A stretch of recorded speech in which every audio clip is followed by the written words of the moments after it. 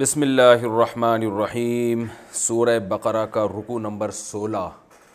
یہ رکوع تقریباً آدھا ہو چکا ہے، اس کا ترجمہ ہو چکا تھا اور اس کی اب تفسیر چل رہی ہے، اور آیت نمبر 139 کی آج انشاءاللہ تفسیر ہوگی اور اس کے بعد کی۔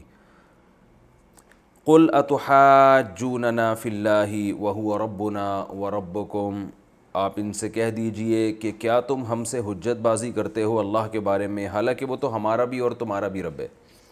وہ حجت بازی یہ تھی کہ یہود و نصارہ بار بار یہی رٹ لگاتے تھے کہ جو یہودی یا عیسائی ہوگا بس وہی جنت میں جائے گا۔ یہودی کہتے تھے یہودی ہونا اور عیسائی کہتے تھے عیسائی ہونا، یعنی وہ اصل میں اس کو کسی قوم کا خاصہ سمجھ بیٹھے تھے کہ جنت جو ہے نا ایک مخصوص قوم کا حق ہے، اعمال یا ایمان پر اس کا گویا مدار نہیں ہے۔ تو اس پہ اللہ نے فرمایا کہ نبی آپ ان سے کہہ دیجئے کہ تم لوگ اللہ کے بارے میں ہم سے حجت بازی کرتے ہو، یعنی گویا یہ اللہ کے بارے میں بحث ہو رہی ہے کہ اللہ کس کو بخشے گا کس کو نہیں بخشے گا، تو اللہ کے بارے میں بحث ہو رہی ہے، حالانکہ وہ ہمارا اور تمہارا سب کا رب ہے۔ تو اگر صرف تمہارا رب ہوتا اور پھر اللہ تمہیں ہی بخش دیتا تو پھر تو کسی کو کوئی اعتراض نہیں ہے، لیکن یہ تو نہیں ہو سکتا کہ بخشش جو ہے اللہ کی کسی خاص قوم کے ساتھ خاص ہو جائے، کیونکہ وہ ہمارا رب بھی ہے تمہارا رب بھی ہے، تو اس کے بارے میں تم الٹی حجت بازی ہم سے کیوں کر رہے ہو؟ اور ہمارے لیے ہمارے اعمال ہیں، تمہارے لیے تمہارے اعمال ہیں، اگر تم نے اچھے اعمال کیے ہیں تو تم کو اس کا بدلہ ملے گا، تو ہم بھی اگر اچھے اعمال کریں گے تو ہمیں بھی ملے گا۔ ایسا کیسے ہو سکتا ہے کہ ہم اعمال کریں نہیں ملے اور تم اعمال کرو بس تم ہی جنت میں جاؤ؟ اور ہم تو اس کے لیے اخلاص کرنے والے ہیں، ہم تو نبی صلی اللہ علیہ وسلم پر جو ایمان لے کر آ رہے ہیں تو ہم اللہ کے لیے خالص ہیں، تو تم خالص نہیں ہو، تمہارے اندر خلوص نہیں ہے۔ تو اور جو یہ بات کہ یہ جو ابراہیم علیہ السلام تھے یہ یہودی تھے عیسائی تھے، تو اس کا جواب اگلی آیت میں دیا جا رہا ہے۔ ام تقولون، تم یہ کہتے ہو، کیا تم یہ کہتے ہو ابراہیم، اسماعیل، اسحاق، یعقوب اور ان کے جو اولادوں میں جتنے پیغمبر گزرے یہ سارے یہودی تھے یا عیسائی تھے؟ تو قل اانتم اعلم ام اللہ، نبی آپ ان سے کہہ دیجئے تم زیادہ جانتے ہو یا اللہ زیادہ جانتا ہے؟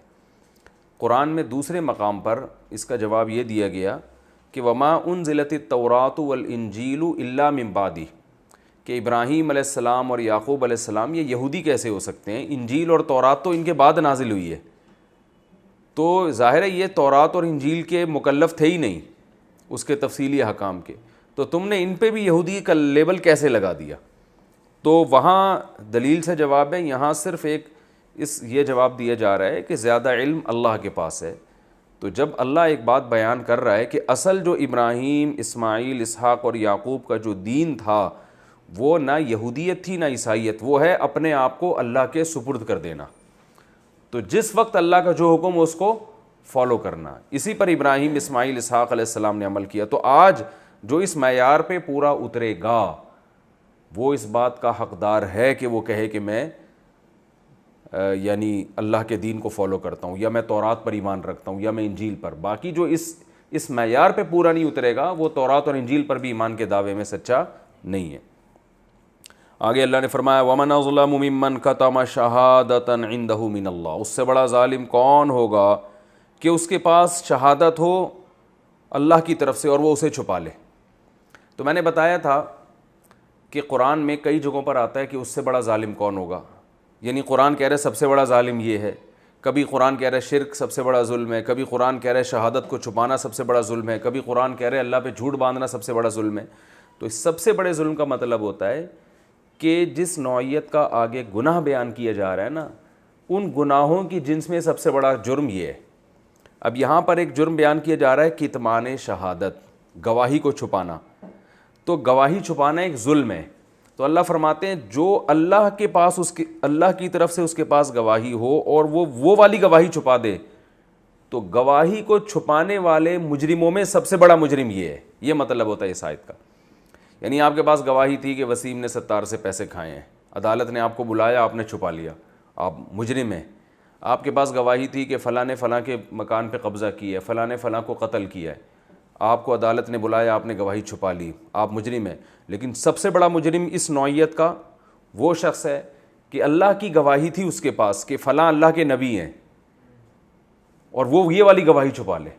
تو اللہ فرماتے ہیں تمہارے پاس تو تورات اور انجیل میں اس بات کی گواہیاں ہیں کہ محمد صلی اللہ علیہ وسلم اللہ کے نبی ہیں، اور تم نے ابراہیم اور اسماعیل کو اپنے کھاتے میں ڈال دیا اس علیہم السلام کو، تو اس سے بڑا ظالم کون ہوگا جو اللہ کی طرف سے اس کے پاس گواہی موجود ہو اور وہ اس گواہی کو چھپا لے۔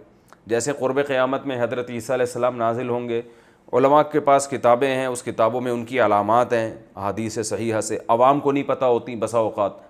اب علماء اگر اس موقع پر وہ گواہی چھپا لیں تو وہ بھی اس کے مصداق ہوں گے۔ تو عام لوگوں کو تورات اور انجیل کا پتہ نہیں تھا، علماء کو پتہ تھا یہود و نصارہ کے، وہ علماء کیا کرتے تھے؟ اس کو چھپا لیتے تھے۔ تو اللہ فرماتے ہیں اس سے بڑا ظالم کون ہو سکتا ہے؟ وَمَا اللَّهُ بِغَافِلٍ عَمَّا تَعْمَلُونَ، تم جو کچھ کر رہے ہو اللہ اس سے غافل نہیں ہے۔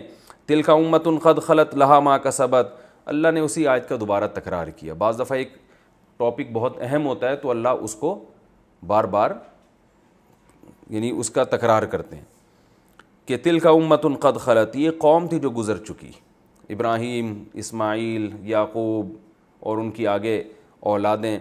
تو یہ جو ہم تمہیں واقعات بیان کر رہے ہیں یہ بتانے کے لیے نہیں کہ یہ کیا تھے، بلکہ یہ تم جو غلط بیانی سے کام لے رہے ہو بس اس کو ہائی لائٹ کرنا۔ اصل حکم کیا ہے؟ لہا ما کسبت، ان کے لیے وہ کچھ جو انہوں نے کمایا، اور ولکم ما کسبتم، تم جو کماؤ گے وہ تمہیں ملے گا۔ تو اب تم اپنے عمل کو فوکس کرو۔ ولا تسألون عما كانوا يعملون، جو کچھ یہ لوگ کرتے تھے اس کے بارے میں تم سے سوال نہیں ہوگا۔ یہ بڑا لمبا رکوع تھا اور بہت اہم رکوع تھا، اور یہ پہلے پارے کا آخری رکوع ہے۔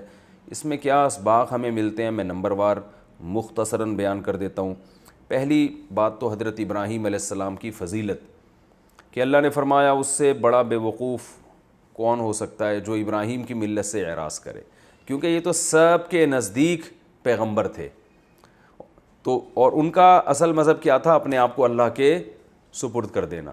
تو اس میں حضرت ابراہیم کی ایک فضیلت بھی ثابت ہوتی ہے کہ اللہ نے ان کو سب کا امام قرار دیا ہے، اور باقی جتنے ان کے بعد پیغمبر پیدا ہوئے سب کو گویا یہی کہا گیا ہے کہ انہی کو فالو کرنا ہے آپ نے، حالانکہ وہ اپنے سے پہلے پیغمبروں کو فالو کر رہے تھے، مگر ایک اللہ نے ان کو ایک عزت دی ہے، فضیلت دی ہے، تو اس لیے ان کا تذکرہ زیادہ کیا جا رہا ہے۔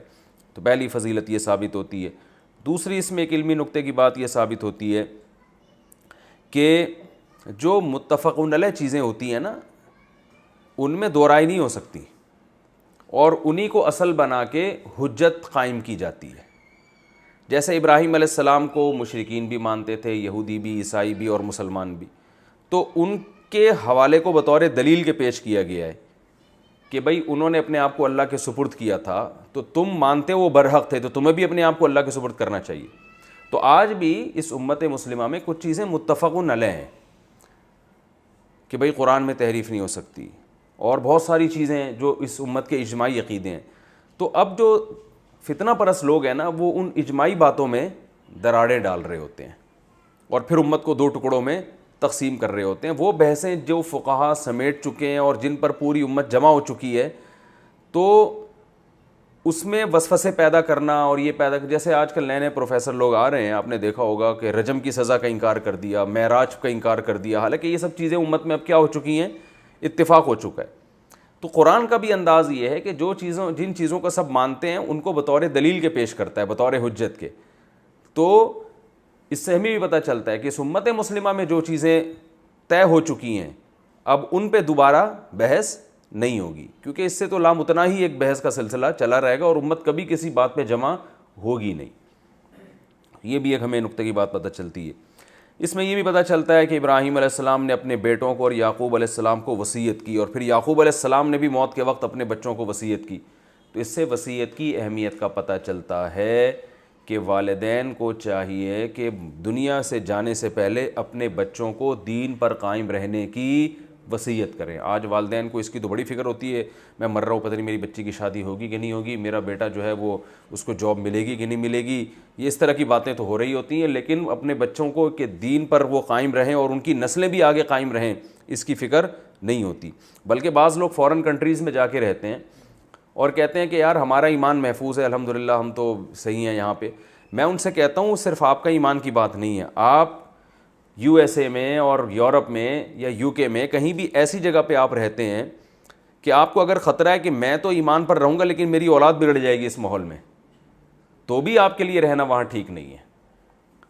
آپ کو اس کی فکر کرنی ہے کہ میرے جانے کے بعد اس ماحول سے میری اولاد بھی متاثر نہ ہو. تو یا تو ایسی جگہ کا انتخاب کریں اور بچوں کے لیے ایسی ایجوکیشن کا انتظام کریں, ایسے ماحول کا انتظام کریں کہ آپ بھی محفوظ, بچے بھی, ان کی آگے اولادیں بھی, ان کی نسلیں محفوظ رہیں. اور اگر آپ یہ سمجھتے ہیں کہ اس ماحول میں تو محفوظ ہوں, بچے محفوظ نہیں رہیں گے, تو اس کا مطلب آپ ان کی فکر نہیں کر رہے. تو یہاں تو ابراہیم اور یعقوب علیہ السلام موت کے وقت فکر کر رہے ہیں کہ اپنی اولادوں کو بھی نصیحت کر رہے ہیں کہ کس کے دین پر قائم رہو گے, ایسا نہ ہو کہ ہمارے دنیا سے جانے کے بعد تمہارا مذہب ہی چینج ہو جائے. تو یہ فکر بھی والدین کو کرنی چاہیے, یہ پیغمبروں کی سنت ہے. اچھا, اس میں یہ بھی ہمیں پتہ چلتا ہے کہ اصل جو مدار ہے, جیسے یہودیوں نے کہا تھا کونو ہودن او نصارا, یہودی بن جاؤ یا عیسائی بن جاؤ ہدایت پا جاؤ گے, تو اللہ نے فرمایا کہ نہیں, اصل ہے ملت ابراہیم کو فالو کرنا. اور ملت ابراہیم اصل کیا ہے, اس کا کوئی خاص لیبل نہیں ہے, بلکہ وہ ہے اللہ کے حکام کے سامنے سر کو جھکا دینا. تو یہ بات مسلم پر بھی صادق آتی ہے.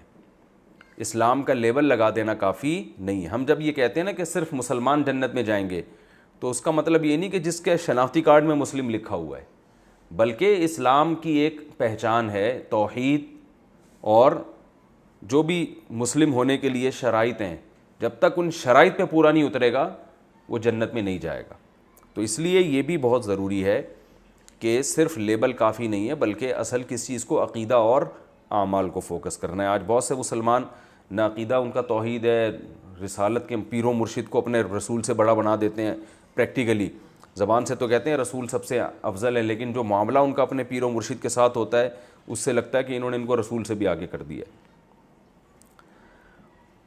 اس امت کی ایک فضیلت بھی ثابت ہوتی ہے اس آیت میں, قولوا آمنا باللہ وما انزل الینا, کہ اے نبی آپ ان سے کہہ دیجئے کہ ہم تمام پیغمبروں پر, ابراہیم, اسماعیل, اسحاق, یعقوب, الاسباط اور ان کی اولادیں یعنی الاسباط, اور موسیٰ علیہ السلام اور عیسیٰ علیہ السلام, اور تمام پیغمبروں پر ایمان رکھتے ہیں.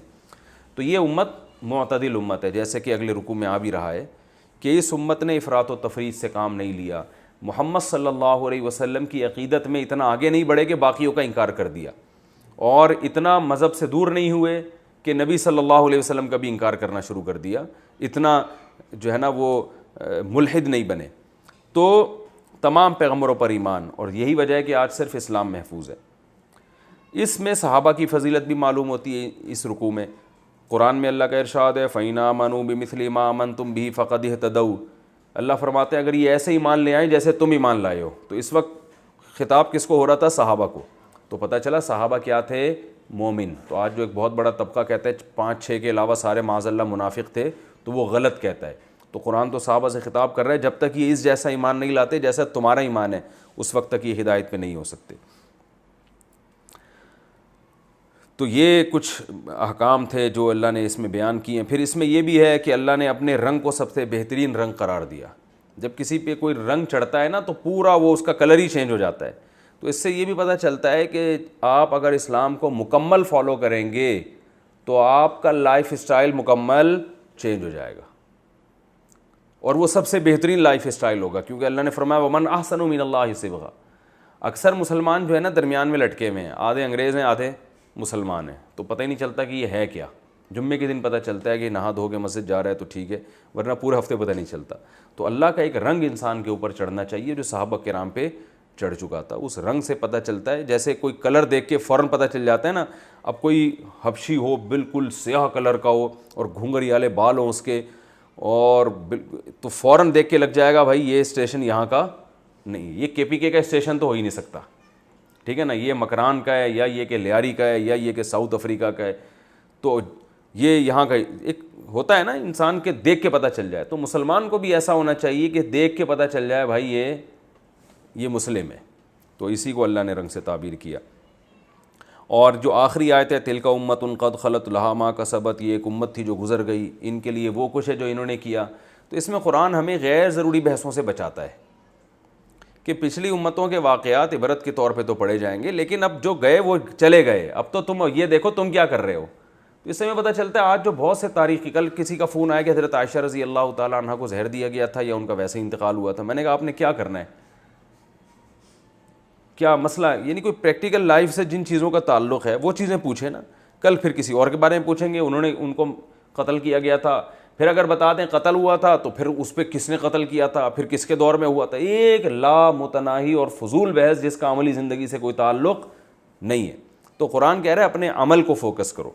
ہاں کسی نے یہ معلومات لینی ہے تو ہسٹری کی کتاب میں پھر پڑھے بیٹھ کر, پھر وہ علماء کا ٹائم کیوں ویسٹ کر رہا ہے, کیونکہ پھر ایک چیز تھوڑی ہے, پھر تو 10 لوگوں کے بارے میں اس کو سوال ہوں گے, اس کو کس نے کیا تھا قتل, اس کو وہ زندہ تھا, وہ خود مرا تھا, وہ مرا تھا تو کیسے مرا تھا, کس کس سن میں مرا تھا, ٹھیک ہے نا, اس کا کب انتقال ہوا, کیوں انتقال ہوا اور کس ٹائم انتقال ہوا.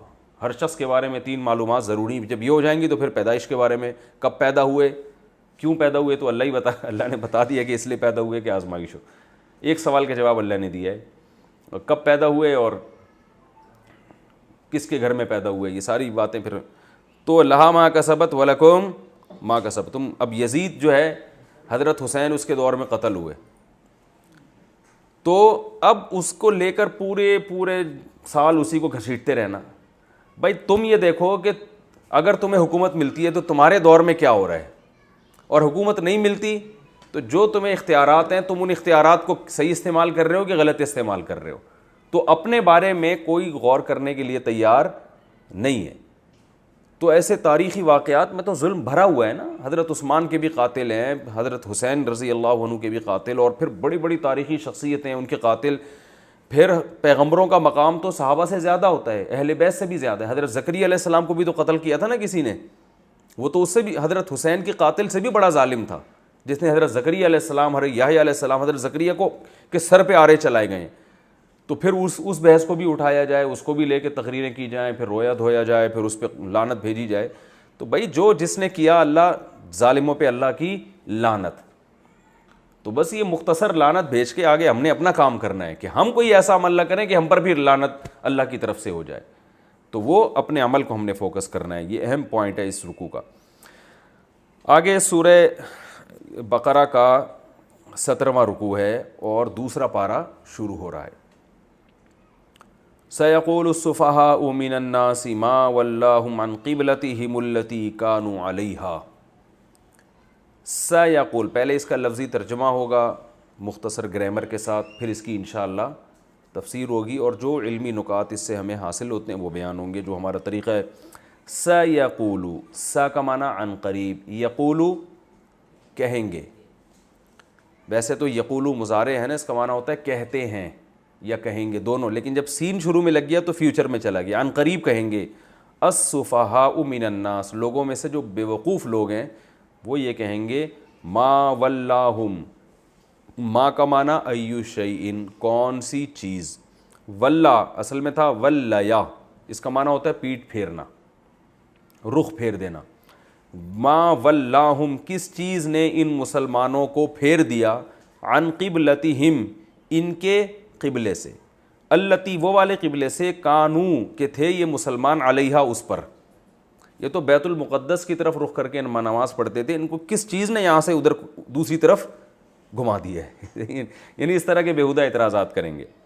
قل, ان سے کہہ دیجئے, للہ المشرق, اللہ ہی کے لیے ہے مشرق بھی, والمغرب, اور مغرب بھی. یہدی من یشاء, جس کو چاہتا ہے ہدایت دیتا ہے, الی صراط, راستے کی طرف, مستقیم سیدھے.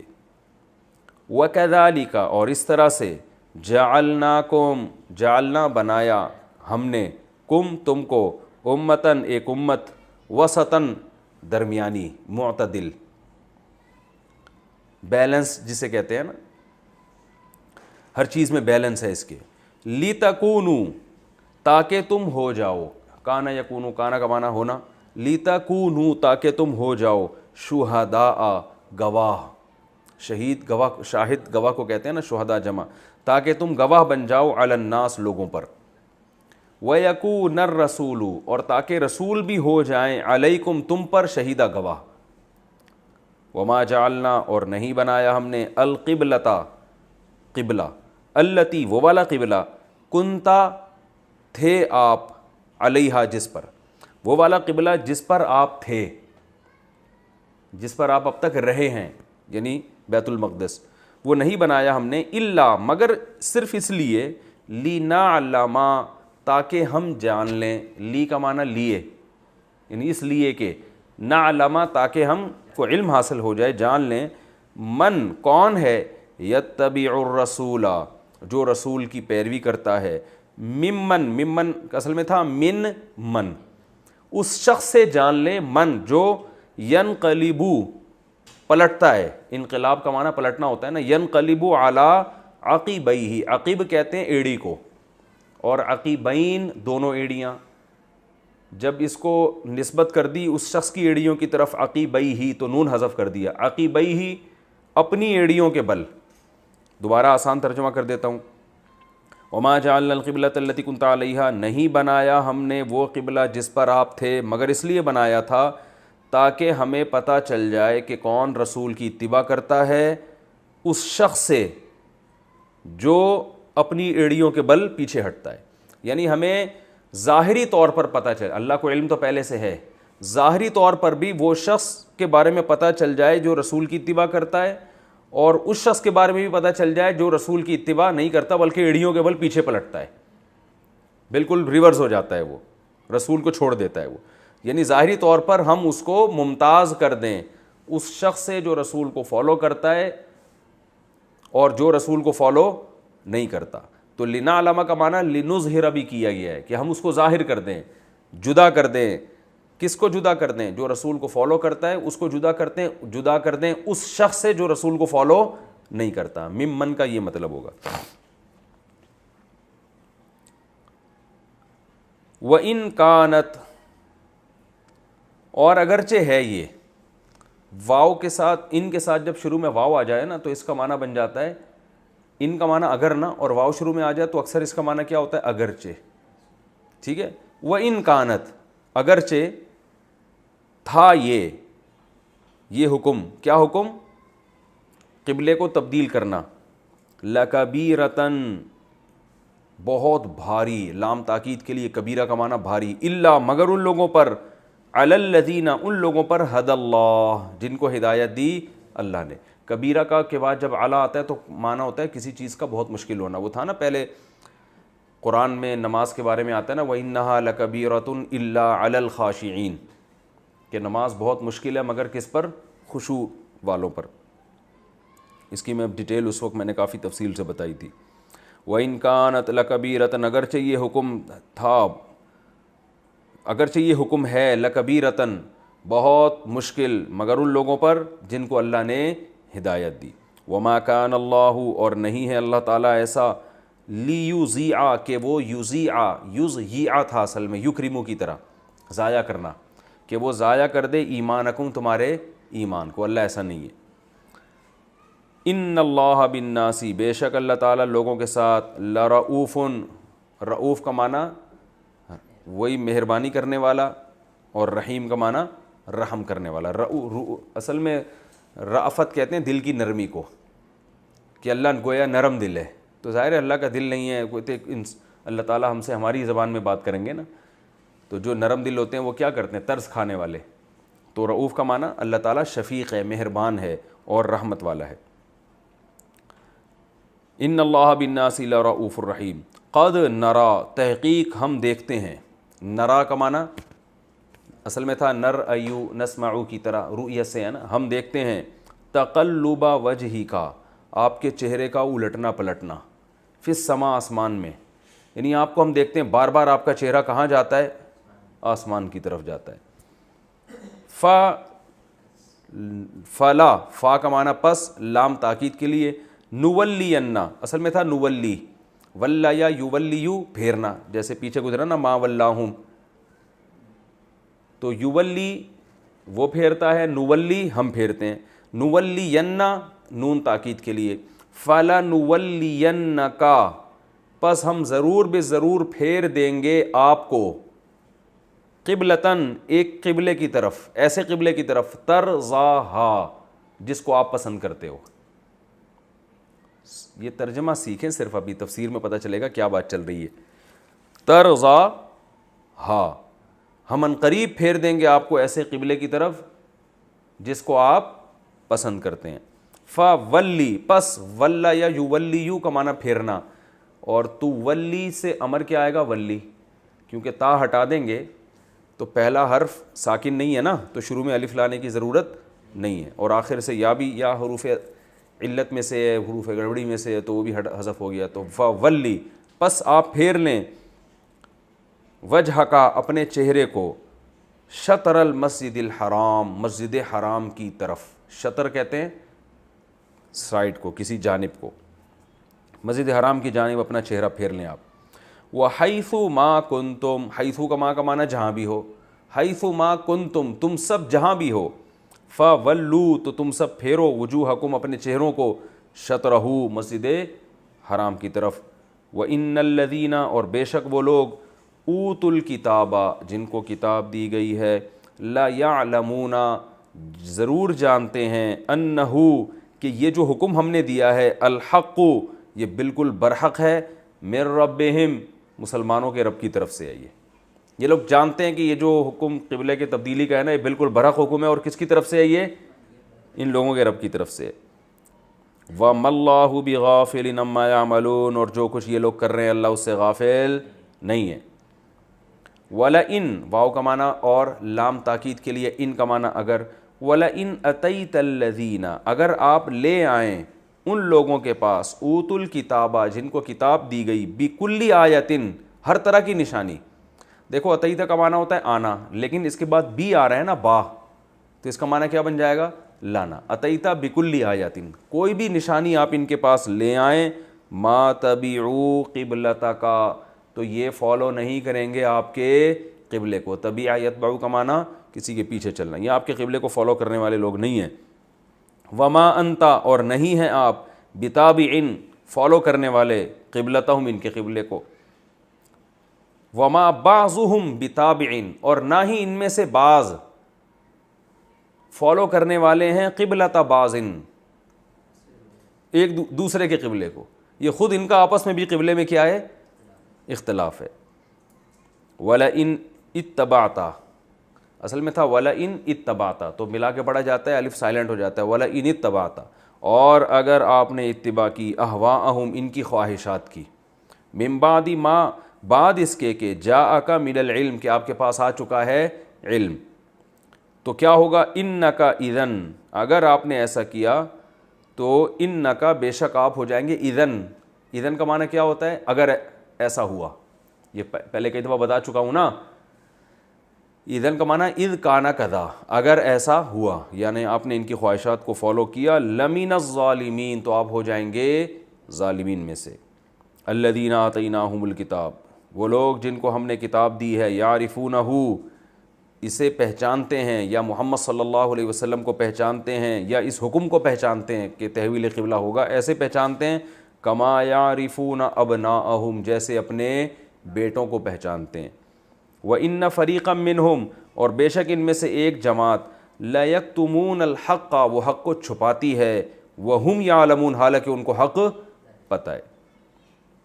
الحق من ربک حق آپ کے رب کی طرف سے ہے. فلا تکونن آپ ہرگز نہ ہو جائیں, من الممترین شک کرنے والوں میں سے. ممترین کا معنی کیا ہوتا ہے, اصل میں تھا ممتریون, مفتعلون, مکتسبون کی طرح, تو ممتریون کو ممترون پڑھتے ہیں اور ممترین بھی, ٹھیک ہے نا. تو آپ حق آپ کے رب کی طرف سے, آپ ہرگز شک کرنے والوں میں نہ ہو جائیں. یہ تو اس رکوع کا لفظی ترجمہ اور مختصر گرامر تھی. اب اس کی تفسیر بتاتا ہوں میں. اس رکوع میں اللہ تعالیٰ نے صاف طور پر رسول اللہ صلی اللہ علیہ وسلم کو حکم دیا ہے کہ آپ قبلہ چینج کر دیں.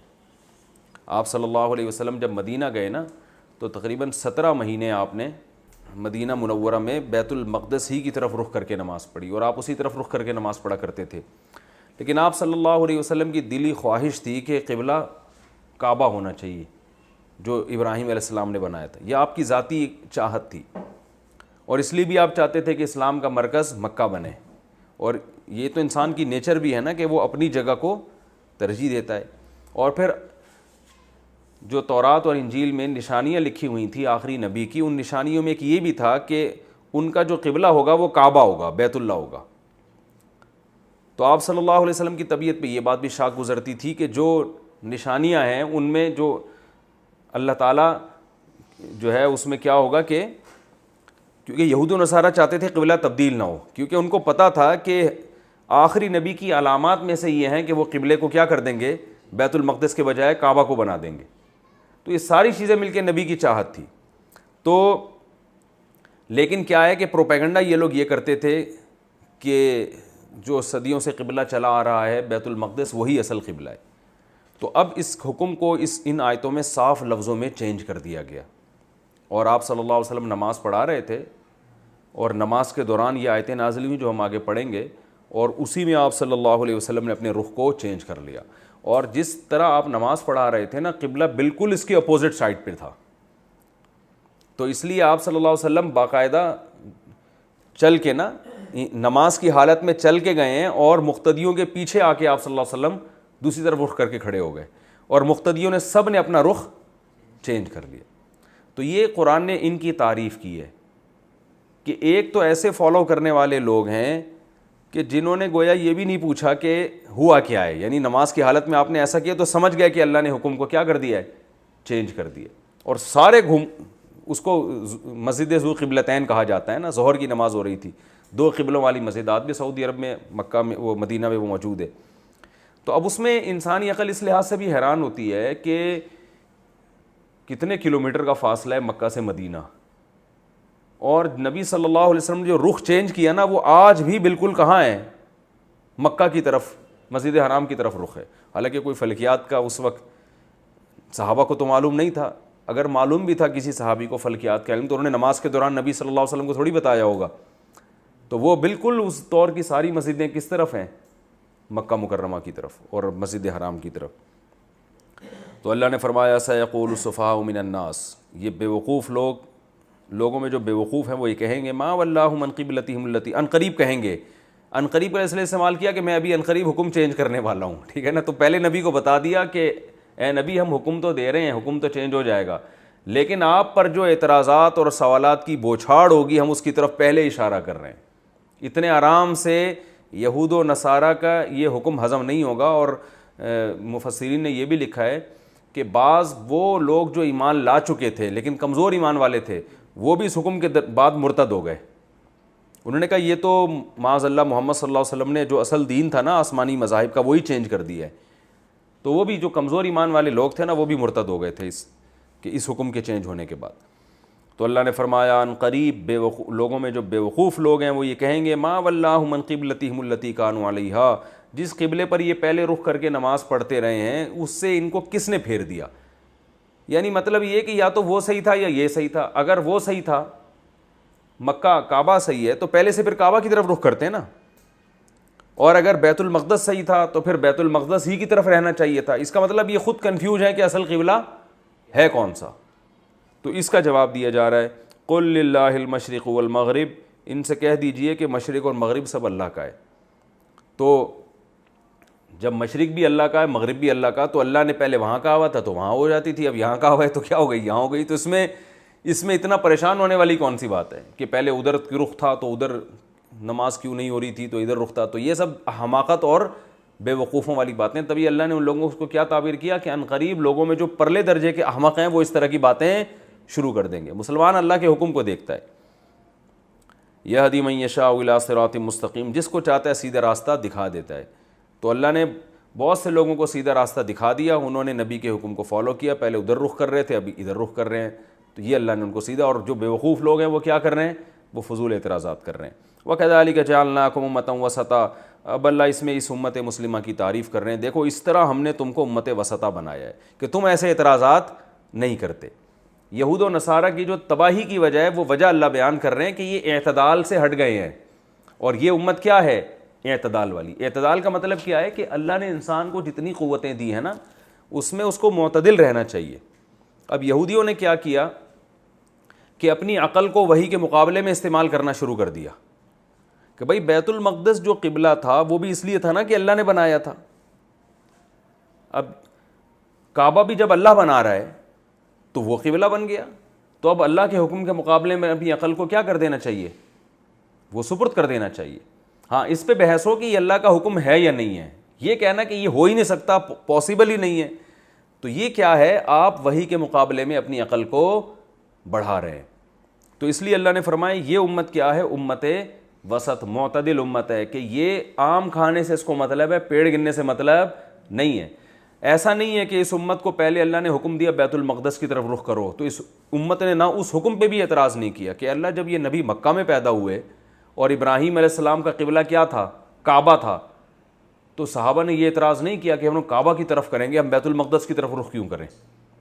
تو نہ اس حکم پہ ان صحابہ نے اعتراض کیا اور نہ اس حکم پہ. تو یہ اس کی علامت ہے کہ یہ بیلنس لوگ ہیں, یہ معتدل لوگ ہیں, یہ حکم کو فوکس کرنے والے لوگ ہیں. اور یہ آیت اتنی جامع ہے نا کہ اس زمانے میں بھی یہ آیت اسلام کے برحق ہونے کی اور مسلمانوں کے برحق ہونے کی بہترین دلیل ہے. علماء نے لکھا ہے کہ یہ اللہ نے امت وسط بتایا کہ مطلب ہر چیز میں بیلنس ہے. اب آپ دیکھیں کہ جن قوموں نے عقل سے کام لیا, ایک طرف بے حیائی کا طوفان اتنا کھڑا کر دیا انہوں نے, بعض قومیں ایسی ہیں کہ لڑکوں سے بدکاری کو بھی لیگل کر دیا انہوں نے, زنا کو بھی لیگل کر دیا.